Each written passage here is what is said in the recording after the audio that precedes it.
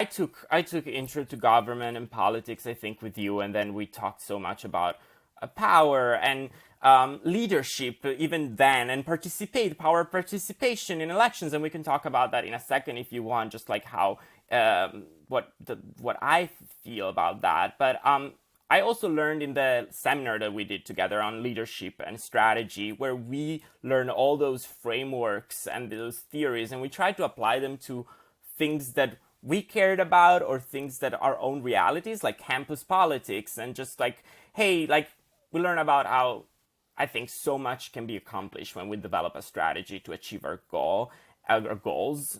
And also remember when we talked about leadership, and you said, and we talked about the different characteristics of a leader and how to just we looked around the classroom and to just kind of identify the leaders we knew in our own world, and just like everybody started mentioning, like, yeah, I know Ro Yeager, and I'm sorry I mentioned her. I hope she's okay with it, but it's just like she was truly a leader in our just little world, and it was so interesting to that how you I really appreciated how you tried to help us apply some of those big theories into our own little world. How have you seen that come into play? Like when you look in your business now, are you able to go, wait, that's the manager, but in this discussion, that's the leader. Are you able to apply that in your world? Are you seeing it? Absolutely. Absolutely. There are people in position of leadership that are actually not leaders. And I'm not talking about my workplace now. I'm talking about in general. You can clearly see it because the leader is actually not the person who is necessarily in charge. It's sometimes the person that people go to when they have a question or they go to seek guidance from. And I think that's where I think that's something I teach my students a lot because I teach communications and public speaking, and I think communication in general is so underestimated, right?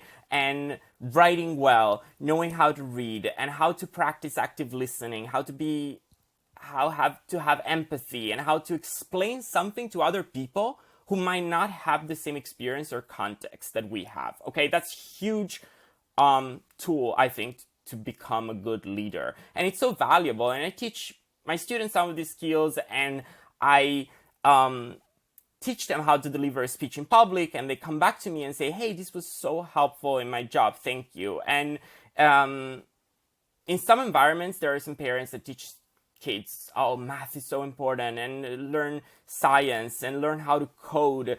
And you can be a great scientist or coder, sure, and you may have those skills, but if you're not a good leader, and you can't communicate your ideas and you can't persuade others that your agenda and the way you think things should be conducted is just the way forward, I don't think you'll achieve your full potential. So I think that that's where I think communication is so important. Cool. That's really neat.